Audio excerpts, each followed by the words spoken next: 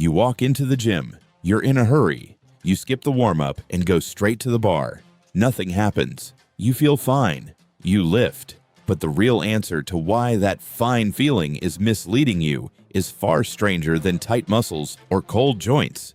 Your body isn't warming up your muscles at all. Not really. It's doing something much older and much more cautious. Think about the last time you skipped a warm-up. Maybe you felt a little stiff. Maybe you felt nothing.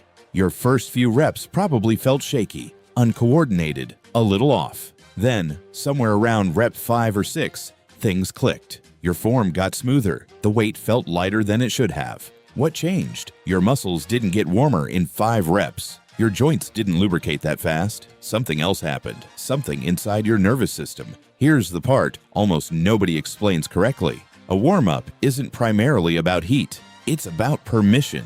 Your nervous system is built like an overprotective parent. Before it lets your muscles produce maximum force, it wants proof that the movement is safe. It wants proof you know what you're doing. It wants a rehearsal. This is called neural priming, and it happens in your motor cortex and spinal cord before it happens anywhere in your muscle tissue. Researcher David Beam, who has spent decades studying warm-up protocols at Memorial University of Newfoundland, found something counterintuitive. Static stretching before heavy lifting doesn't just fail to help. It can temporarily reduce your strength output. Your nervous system interprets a long passive stretch as a signal to relax the muscle, not prepare it for force. That's strange, isn't it? The thing you were told to do to prepare your body can quietly tell your body to power down instead. So what actually works? Movement. Specifically, movement that mimics what you're about to do. At low intensity building up. This is where something called post-activation potentiation comes in. It's a mouthful, so break it down simply. When you perform a moderate effort version of a movement, your nervous system recruits motor units, the teams of muscle fibers that fire together. That recruitment leaves a kind of residue behind. For a short window afterward, your muscles can produce more force with less conscious effort. You're not warmer, you're rehearsed. Your body is essentially asking a question with every rep. Have I done this before? Is this safe? Should I let more fibers join in?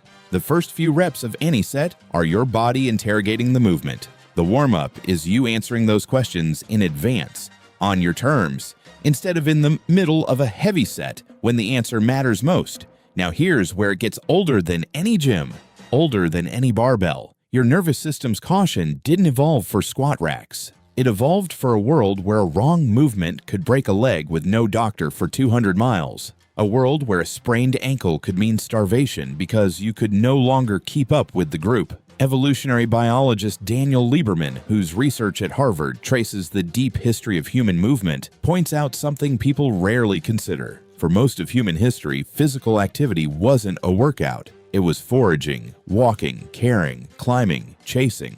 There was no such thing as exercise for its own sake. There was only movement your survival depended on. And that means your body never evolved a setting for sudden maximum effort with no context. It evolved a setting for gradual escalation as the situation demands it.